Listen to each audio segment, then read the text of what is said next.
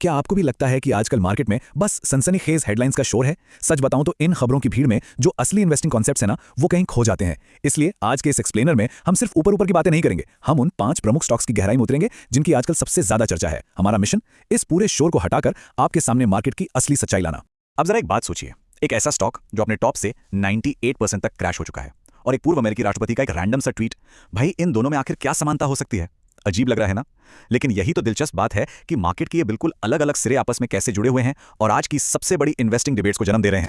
तो चलिए सीधे इस एनालिसिस में डाइव इन करते हैं। लेकिन हाँ, आगे बढ़ने से पहले एक छोटी सी रिक्वेस्ट, अगर आप भी मार्केट के इन मुश्किल कॉन्सेप्ट्स को बिल्कुल आसान और लॉजिकल तरीके से डिकोड करना चाहते हैं तो अभी सब्सक्राइब बटन दबा दीजिए। हमारे इस इन्वेस्टिंग कम्युनिटी का हिस्सा बने, क्योंकि हम रेगुलरली ऐसे ही डीप डाइव्स लाते लेते हैं। चलिए जल्दी से आज का रोड मैप देख लेते हैं। हम शुरुआत करेंगे एक रिस्की टर्न अराउंड स्टोरी से, फिर बात करेंगे द स्पेक्युलेटिव डिवाइड की, इसके बाद एक कंसिस्टेंट कंपाउंडर पे नजर डालेंगे, फिर सुलझाएंगे एचडीएफसी का गवर्नेंस मिस्ट्री और आखिर में बात करेंगे एआई रिकैलिब्रेशन की। नंबर 1, एक जोखिम भरा टर्न अराउंड। हमारी पहली हेडलाइन आती है सीधे स्मॉल कैप स्पेस से, इंडिया बुल्स। हाल ही में एक खबर आई कि मशहूर इन्वेस्टर मुकुल अग्रवाल ने इसमें करीब 2.2% का स्टेक लिया है। अब ये इंटरेस्टिंग क्यों है? क्योंकि भाई स्मॉल कैप्स तो वैसे ही बहुत पिटे हुए हैं, फिर भी किसी दिग्गज ने यहां अपना बड़ा दाव लगाया है, और वो भी ऐसे स्टॉक में जो 98% डाउन है। जी हां, 98%। 2018 में जो स्टॉक ₹650 के हाई पर था, वो लिटरली जमीन पर आ गिरा है। ये हम सबके लिए एक बहुत बड़ा लेसन है। कई बार हमें लगता है ना कि स्टॉक 50-60% गिर गया है, अब और कितना ही गिरेगा। तो बॉस क्रैश 98% तक भी हो सकता है, ये बात हमेशा याद रखिएगा। तो फिर सवाल यह है कि इतने भयानक क्रैश के बाद भी बड़े इन्वेस्टर्स इसमें पैसा क्यों डाल रहे हैं? जवाब है इसमें हो रहे कुछ बड़े इंस्टीट्यूशनल बदलाव। देखिए, नवंबर 2025 में 3 कंपनियों का, जिसमें यारी डिजिटल और धानी सर्विसेज शामिल हैं, एक मेगा मर्जर होने वाला है।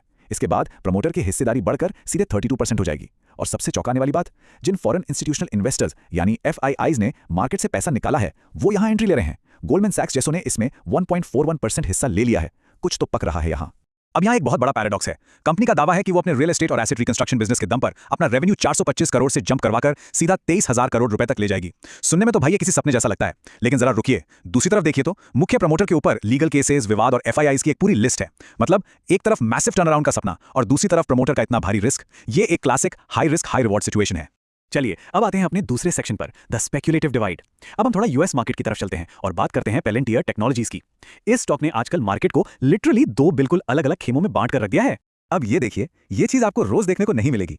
अमेरिका के एक पूर्व राष्ट्रपति के ट्वीट में सीधे तौर पर एक स्टॉक का टिकर PLTR लिखा होना, ये कोई नॉर्मल बात नहीं है। मतलब किसी टेक कंपनी को सीधे इतने बड़े पॉलिटिकल फिगर से अटेंशन मिल रहा हो, यह दिखाता है कि इस स्टॉक के इर्द गिर्द कितना हाई प्रोफाइल नैरेटिव बुना जा रहा है। और इस नैरेटिव ने मार्केट के 2 सबसे बड़े दिग्गजों को आमने सामने ला खड़ा किया है। एक तरफ है कैथी वुड, जो पेलेंटियर को दबाकर खरीद रही हैं। उनका पूरा दांव इस कंपनी की फ्यूचर ग्रोथ और स्पेकुलेशन पर है। और दूसरी तरफ है माइकल बरी। जी हां, द बिग शॉट वाले माइकल बरी, जिनका साफ कहना है कि इस स्टॉक को छूना भी मत। तो आखिर कौन सही है, ग्रोथ इन्वेस्टर या वैल्यू इन्वेस्टर? इस डिबेट का जवाब इनके रेवेन्यू नंबर्स में छिपा है। पेलेंटियर का जो $5 बिलियन का टोटल रेवेन्यू है ना, उसमें से $1.2 बिलियन तो सीधा अमेरिकी सरकार से आता है। इसी भारी भरकम गवर्नमेंट सपोर्ट की वजह से इनकी अर्निंग्स पर शेयर यानी EPS में 231% का मैसिव जंप आया है। लेकिन कैच ये है कि इसका PE रेशियो 210 के पार पहुंच गया है। अब ये पूरा गेम इस सट्टे पर टिका है कि क्या इन्हें फ्यूचर में भी ऐसे ही सरकारी कॉन्ट्रैक्ट्स मिलते रहेंगे। अगर हाँ तो बल्ले बल्ले, वरना। Number 3, the consistent compounder. अब इतने भयंकर स्पेक्युलेटिव मार्केट को देखने के बाद चलिए देखते हैं कि टेक स्पेस में असली स्थिरता या स्टेबिलिटी दिखती कैसी है। और इसका परफेक्ट एग्जांपल है गूगल।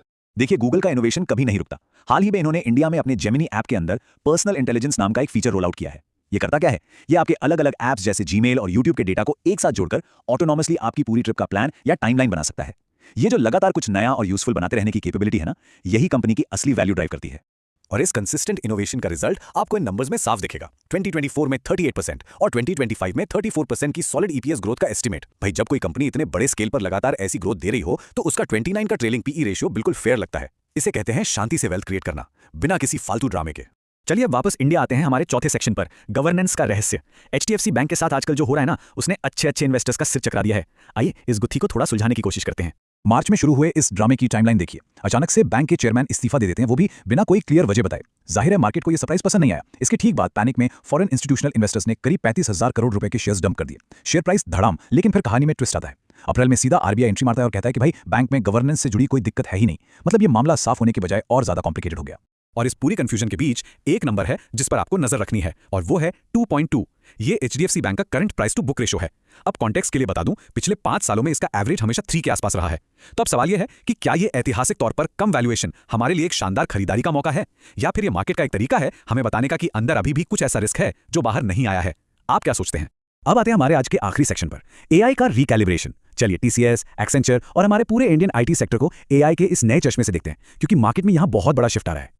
अगर आप आईटी सेक्टर को देखेंगे तो यहाँ एक भारी पीई रेटिंग देखने को मिल रही है। एग्जाम्पल के लिए टीसीएस का पिछले 10 सालों का एवरेज पीई 27.7 रहा है, लेकिन आज ये गिरकर 17 के आसपास आ गया है। ये कोई छोटा करेक्शन नहीं है। अब यहाँ सबसे बड़ा डिबेट ये है कि क्या ये टेक जायंट्स कभी अपने उन पुराने प्रीमियम वैल्यूएशंस पर वापस लौट पाएंगे, या फिर हमें मान लेना चाहिए कि 17 का पीई ही अब इस सेक्टर के लिए न्यू नॉर्मल है। इस सवाल का जवाब हमें गोल्डमैन सैक्स के सीईओ के इस बहुत ही सटीक स्टेटमेंट में मिलता है। उन्होंने कहा है कि जब भी कोई नई तकनीक तेजी से आती है तो रुकावटें, जोखिम और रिकैलिब्रेशन तो आते ही हैं। देखिए, किसी बड़ी कंपनी में रातों रात एआई लागू करना कोई बच्चों का खेल नहीं है। इसमें टाइम लगता है, कॉम्प्लिकेशंस आते हैं, और इसीलिए मार्केट अब उन पारंपरिक आईटी कंपनियों की अहमियत समझ रहा है जो इन कॉम्प्लेक्स एआई सिस्टम्स को असल में इंप्लीमेंट करना जानती हैं। एआई कोई जादू की छड़ी नहीं है, इसे सेटअप करने के लिए इन्हीं कंपनियों की जरूरत पड़ेगी। तो दोस्तों, हमने इंडिया बुल्स के स्पेक्युलेटिव टर्नअराउंड से लेकर एचडीएफसी की मिस्ट्री और एआई के कारण आईटी सेक्टर में आ रहे बदलावों तक का पूरा सफर तय कर लिया है। अब मैं आपको एक सवाल के साथ छोड़ना चाहता हूं। इन 5 घटनाक्रमों में से आपको क्या लगता है कि आपके पोर्टफोलियो के लिए सबसे बड़ा अवसर या सबसे बड़ा खतरा कौन सा है? इस पर जरूर विचार कीजिएगा। मार्केट रोज हमें कुछ नया सिखाता है और हमारा काम है उन सिग्नल्स को डीकोड करना। आज के इस एक्सप्लेनर में जुड़ने के लिए शुक्रिया। मिलते हैं अगले एनालिसिस में।